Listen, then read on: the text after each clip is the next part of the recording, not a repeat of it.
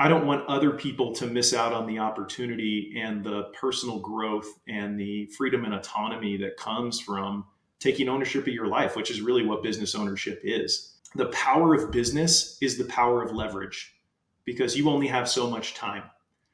And a business is the ultimate leverage. And whether that's using capital or people or resources, that's what a business gives you. And if you're not using the leverage of a business to build your own wealth, you are the leverage for somebody else.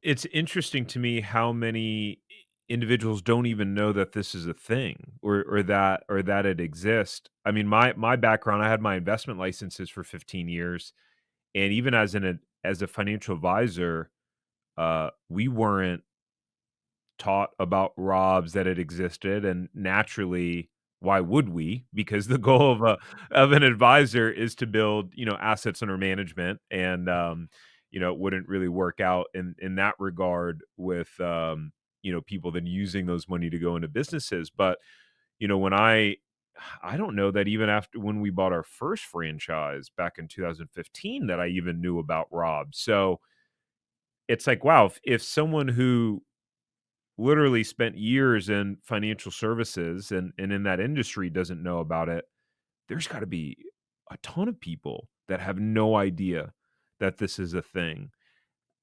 Where are you seeing the, I guess, mainstream awareness now of Rob's overall, and how do we get the word out more so that people can avoid, because I've had conversations with folks who had already made the distribution, from their retirement account, and they're less than 59 and a half years old. I'm going, "Oh no, Painful.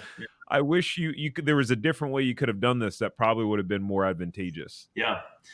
So how do we get the word out? I don't know. Things like this that we're doing right now is just getting in front of different audiences. What we do is pretty niche when you think of it, right? Because when you take the whole population of people and the percentage that end up moving forward in running or buying a small business, and then you take the percentage that have, enough retirement funds where that's something they want to look at, it just ends up being a subset of that. So it's not the kind of thing where for us it would ever pay to advertise on the side of a bus driving through New York City, right? There's not enough applicability that's there.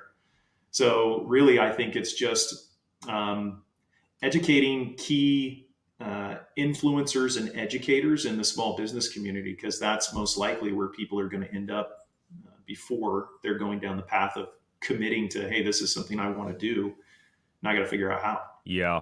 And so for, another area that I years ago wasn't too familiar with, was the self-directed IRA space. I actually wind up my last kind of corporate financial job, um, worked at a trust company. That's all we did was self-directed IRAs, and I oversaw the institutional side of the business, so working with, private equity companies, etcetera. But did you guys at one point, you said you sold off your IRA business. Did you guys also have a self-directed IRA business at Guidon as well? We did, yeah. We partnered with a couple different custodians. We even got fairly far down the path of filing to be a custodian and just realized that it was pulling the company in two very different directions to serve two very different customers. And we had to make a decision, like, what did we want to be about? And our heart was really on the small business side. That's the part that's changed the lives for me and my business partner. Like, I didn't go to school to be an entrepreneur. I went to school and studied to be a teacher, and then I dropped out because I hated my student teaching. So I feel incredibly lucky that the dominoes fell in a way that got me into my first business. Because I think if you replayed my life 1,000 times, maybe I end up here two or three. Mm, And that makes me sad because I don't want to. I don't want other people to miss out on the opportunity and the personal growth and the freedom and autonomy that comes from taking ownership of your life, which is really what business ownership is.